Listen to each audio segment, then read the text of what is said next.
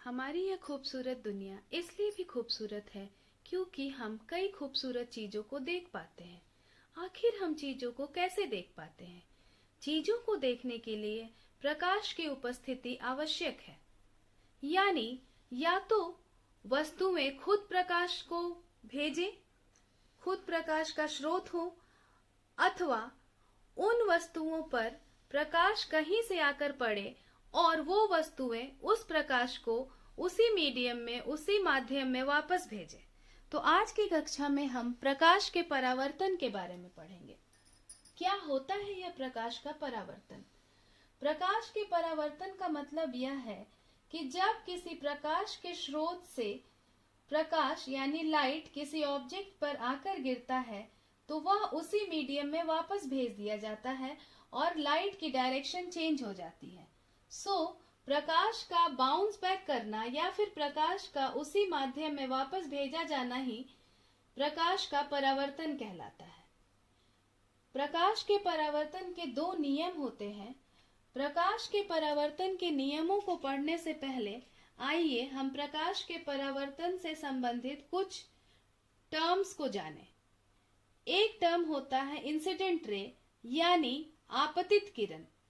आपतित किरण या incident ray वह रे होती है जो रे रिफ्लेक्टिंग सरफेस पर आकर गिरती है। यानी प्रकाश के स्रोत से जो रे रिफ्लेक्टिंग सरफेस पर आकर गिरती है उसे ही हम इंसिडेंट रे बोलते हैं। और जिस सरफेस पे वो इंसिडेंट रे आकर गिरती है या जिस सरफेस से उस इंसिडेंट रे को रिफ्लेक्ट किया जाता है उसे हम रिफ्लेक्टिंग सरफेस या फिर परावर्तन सतह बोलते हैं। तो यह हुई आपतित किरण। आपतन के बाद यानी जब रे इस रिफ्लेक्टिंग सरफेस पे फॉल होती है तो उसके बाद वह वापस उसी मीडियम में लौट जाती है और इंसिडेंट रे की डायरेक्शन चेंज हो जाती है।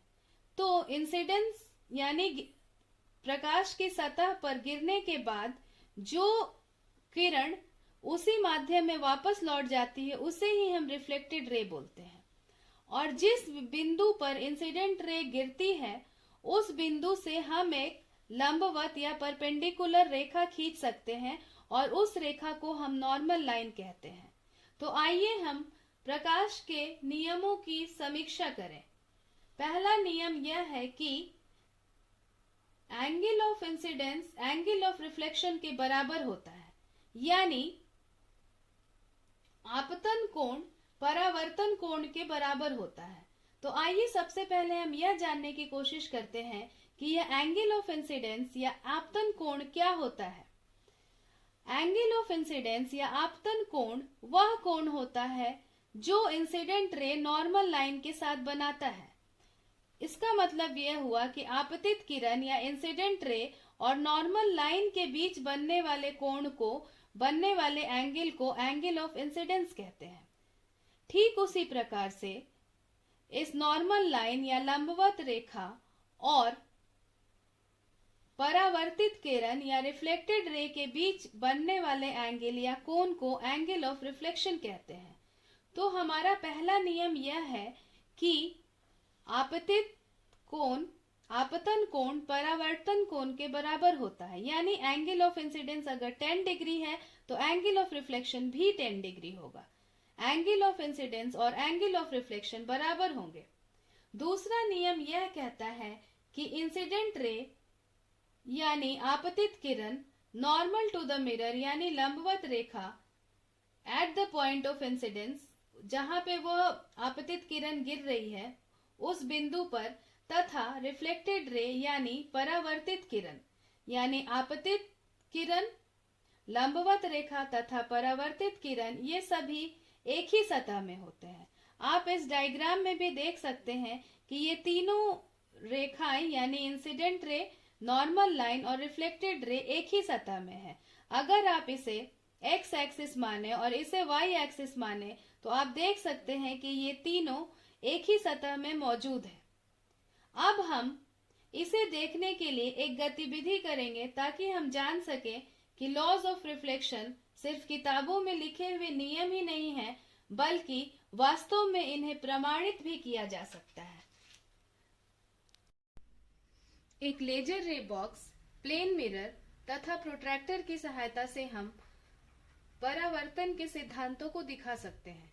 जैसा कि आप देख रहे हैं, यहाँ पर एंगल ऑफ इंसिडेंस यानी नॉर्मल तथा इंसिडेंट रे के बीच का जो कोण है वह 20 डिग्री है। हम इसको लिखते हैं। अगर आप एंगल ऑफ रिफ्लेक्शन देखें तो वह भी 20 डिग्री है। अब मैं इस एंगल ऑफ इंसिडेंस को चेंज करती हूं। अभी मैंने एंगल ऑफ इंसिडेंस यानी आपतन कोण को बढ़ाकर 25 डिग्री 25 डिग्री कर दिया। ऐसा करने पर हम पाते हैं कि एंगल ऑफ रिफ्लेक्शन यानी परावर्तन कोण भी 25 डिग्री हो गया।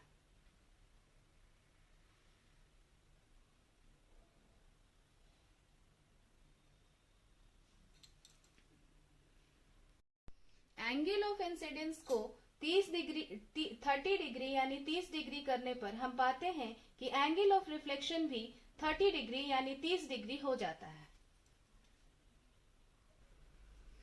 अपने ऑब्जर्वेशंस या अवलोकन में हम पाते हैं कि जब एंगल ऑफ इंसिडेंस 20 डिग्री है तो एंगल ऑफ रिफ्लेक्शन भी 20 डिग्री है। जब एंगल ऑफ इंसिडेंस 25 डिग्री है तो एंगल ऑफ रिफ्लेक्शन भी 25 डिग्री है, और जब एंगल ऑफ इंसिडेंस 30 डिग्री है तो एंगल ऑफ रिफ्लेक्शन भी 30 डिग्री है। इसका मतलब यह हुआ कि angle of incidence angle of reflection के बराबर है। अगर हम इन तीनों रेस को देखें, यानी ये हुआ इंसिडेंट रे, ये रिफ्लेक्टेड रे और ये नॉर्मल, उस बिंदु पर नॉर्मल जहां पर इंसिडेंट रे रिफ्लेक्टिंग सरफेस पे आकर गिरता है, तो हम पाते हैं कि ये तीनों एक ही समतल या एक ही प्लेन में है। तो इस तरीके से प्रकाश के परावर्तन का दूसरा नियम भी सिद्ध होता है। इस परावर्तन में कक्षा को देखने के लिए आप सभी का धन्यवाद।